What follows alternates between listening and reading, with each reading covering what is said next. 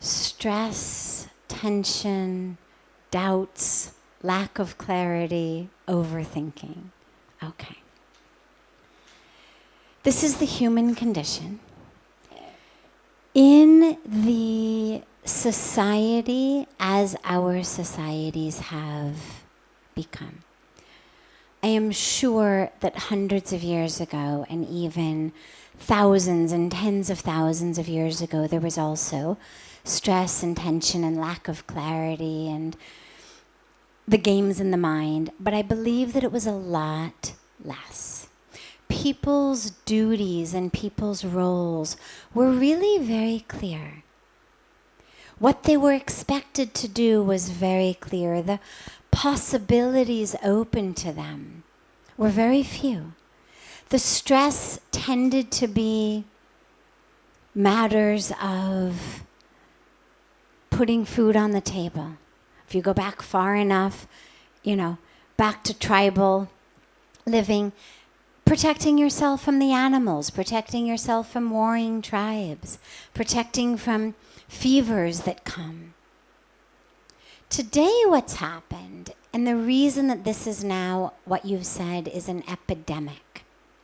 If we go around, I would be shocked if there were anyone here who wasn't presently or within the last very few days, weeks, months, suffering from stress, tension, lack of clarity, overthinking.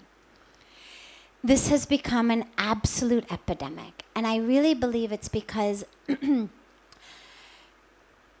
way that our societies are today, the benefit, the beauty of it is you can do anything. The roles, the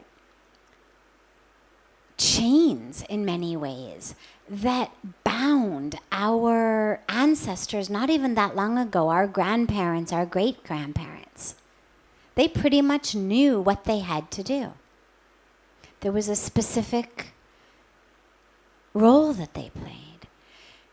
The jobs that they were able to get, that they were able to dream of, where they were able to go, what they were able to achieve, was really very prescribed. These days, it's a wonderful blessing. Everything has opened up. It doesn't matter in many cases what your parents did. Doesn't even matter in most parts of the world, thankfully, whether you're a man or a woman. Doesn't matter what you have to begin with. The world is now at our fingertips. It's an incredible time in history where, when you just look in India, for example, a boy who grew up selling tea on train platforms has become the prime minister. I mean, if you need any more evidence of what is happening in our world and the amazingness of it, there it is. The problem, though, that comes from it is without roles, without those duties very specifically prescribed, it's hard to know what to do. But along with that lack of clarity of just what to do, which really should be just a beautiful confusion. I mean, it should be the equivalent of walking into a restaurant where everything you love to eat is there. Well, you've only got one stomach. It can only take in a certain amount of food. But it's a beautiful predicament to be in because you love everything. Everything is open to you. You know that whatever you eat, you're going to be super happy. It should be that type of predicament. Wow, I have so many opportunities, so many possibilities. I could do this, I could do that, I could live here, I could live there, I could study this.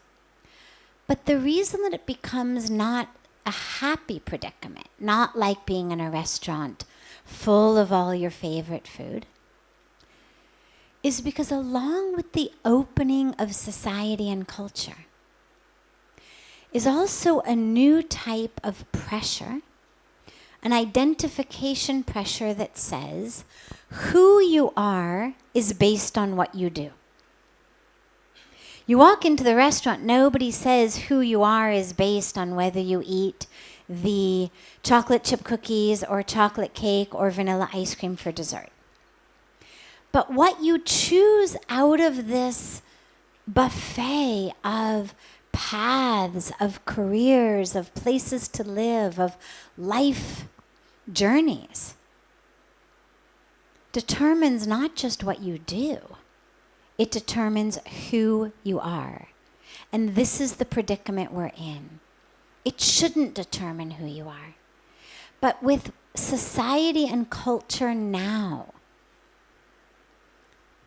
identifying us, judging us, labeling us, creating a world in which we identify ourselves based on what we do. That's where the pressure comes. Then it's not simply a matter of, oh, I started to do this job. I thought I was going to love it. I didn't love it. I'm going to start something new. Like I started the chocolate cake, wasn't so good, decided on the vanilla ice cream instead. Instead of being an easy, joy-filled, possibility-open choice, this is now your identity you're carving.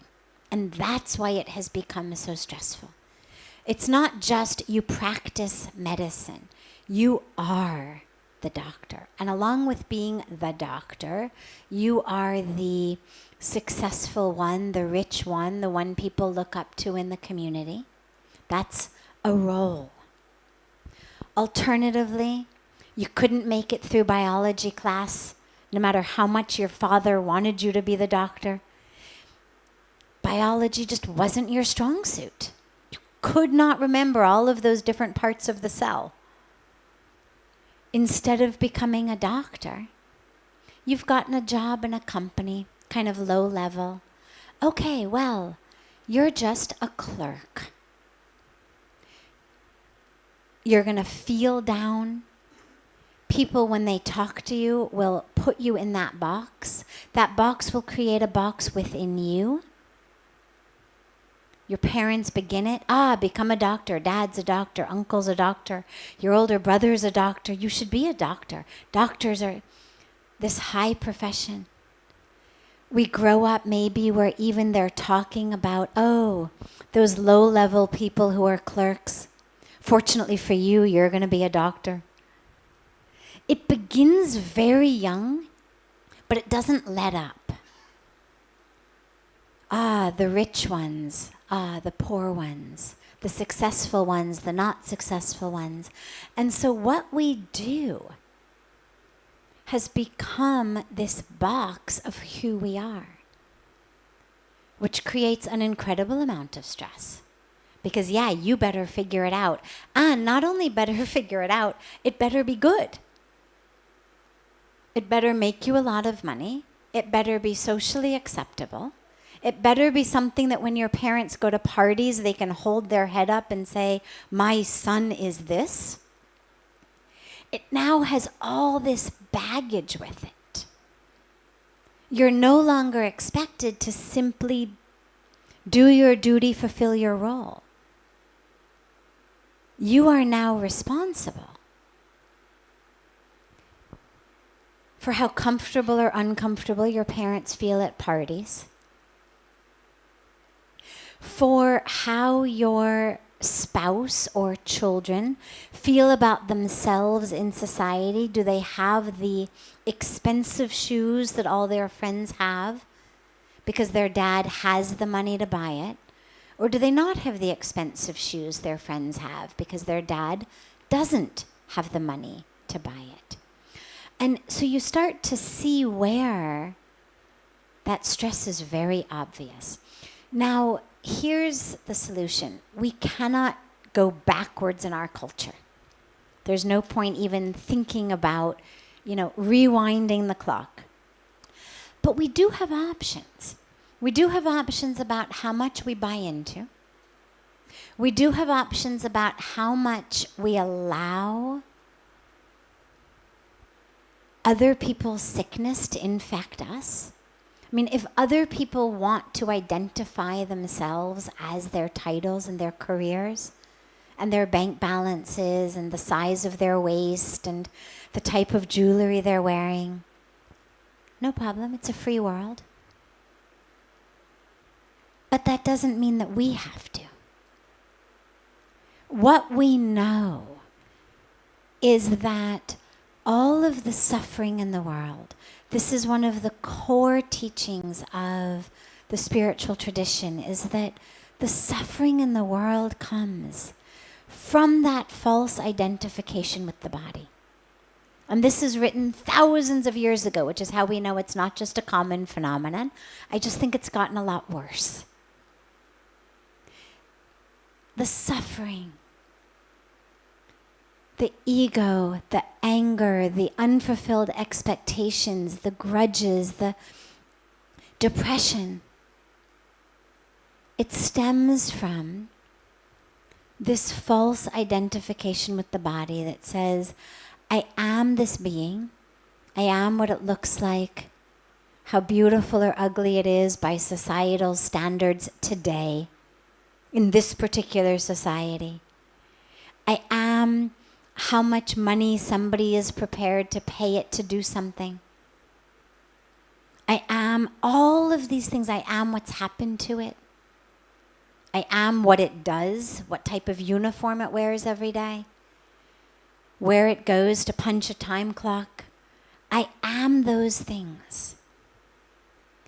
And in our scriptures and our sages and our saints remind us all the time, this is the root of suffering.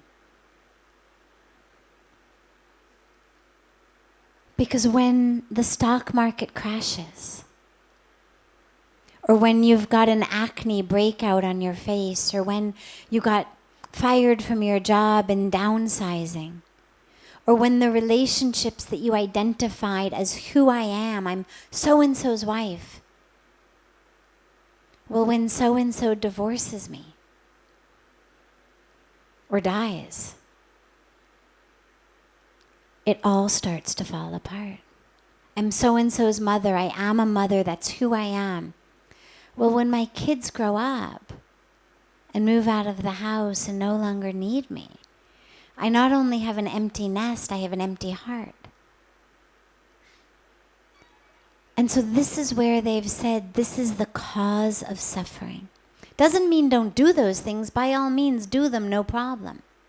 I mean, you can't do all of them, of course, but pick and choose. But realize it's what you're doing, it's not who you are. The jobs that we have fulfill a wide variety of criteria. For some people, that job is their calling. Occasionally, it's rare, but it happens. There are people who have always wanted to be actors or singers or dancers, and they become famous and they are able to make a living performing on Broadway or in Bollywood or Hollywood. There are people who all they've wanted to do their whole life is be a fireman. And they grow up and they become a fireman. And nothing else matters because that's all they've wanted to do. That is who they are. Great. But it's very rare. Most people, the jobs they do are things that they do because it's a way to put food on the table. There's very few people who would get up every day and go to work if they weren't being paid to do so. That's what we call seva. That's the spiritual work. But there's very few people in the workforce who, if their bosses said, you know, I'd like you to keep coming in every day, but unfortunately I'm no longer going to be able to pay you. There's not very many people who would continue to show up every day. We do it to make a living. And I mention this very specifically because that means it doesn't necessarily have to be your calling. Your calling could be to be a musician, to be an artist, but you're not one of those who's able at this point to make a living in Bollywood, in Hollywood, on Broadway. So you become a waiter. So you can work nights and go on auditions in the daytime. Well, clearly being a waiter isn't your calling. But it's what you do so that you can eat while fulfilling something else. My favorite example of this is you see these people on the sides of the road cutting rocks to become the gravel. They're literally hammering piles of big rocks into medium rocks, medium into small. Well, clearly, that's not their calling. Clearly, they were not put on earth to be rock hammerers. And yet, that's what they need to do to put food on the table.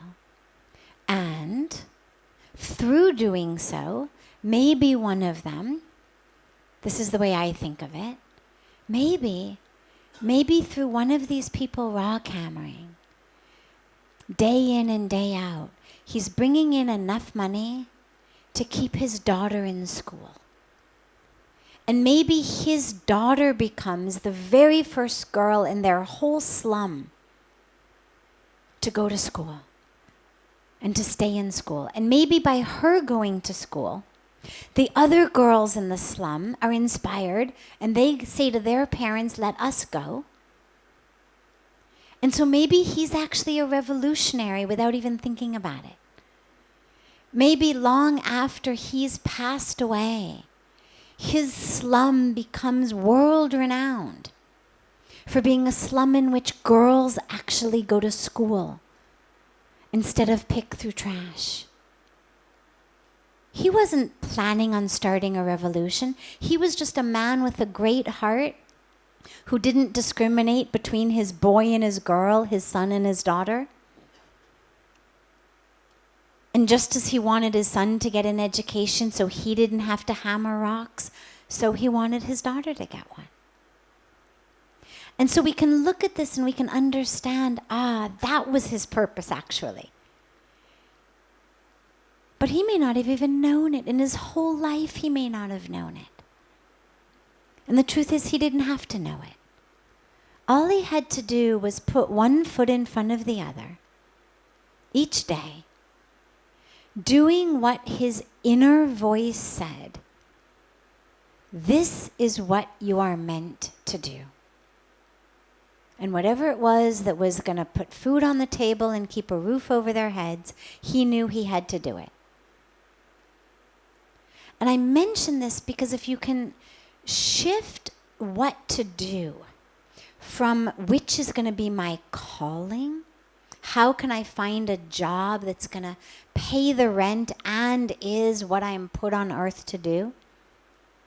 If you can shift that focus and kind of widen it to realize, well, actually, during my life and even during the course of one day, I can do so many things. I can have a job. I can have hobbies. I can have a spiritual practice. I can do seva. And so that which puts the food on the table doesn't have to be my calling.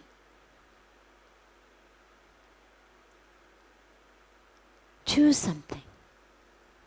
Put one foot in front of the other. Allow yourself to walk through that door, and then as other doors open, this is how the world works. You walk through one door, and as you walk, suddenly other doors start opening, and you realize from inside it says, turn here. I thought I was going down this road, but as I got to this door, I felt such a strong pull this way. Then you walk down that way. And then as you walk, maybe another door opens. Here. But sitting and being stressed and trying to figure it out in your mind is almost never the answer. Yes, you have to plan. Okay, here are my expenses. It means I've got to get a job that makes this much. But then you just start moving. You can overthink everything. You can overthink yourself into paralysis. Literally. You can get to a point where you do nothing. Simply because you can't figure out what to do. So there comes a time when we have to literally just give the mind a rest. Choose something, listen to the heart, move forward with it, but move forward with it with an open heart, so that maybe it was only meant to take you a certain way. And then another door opened. And then another door opened. And then another door opened. And this is how you move through life.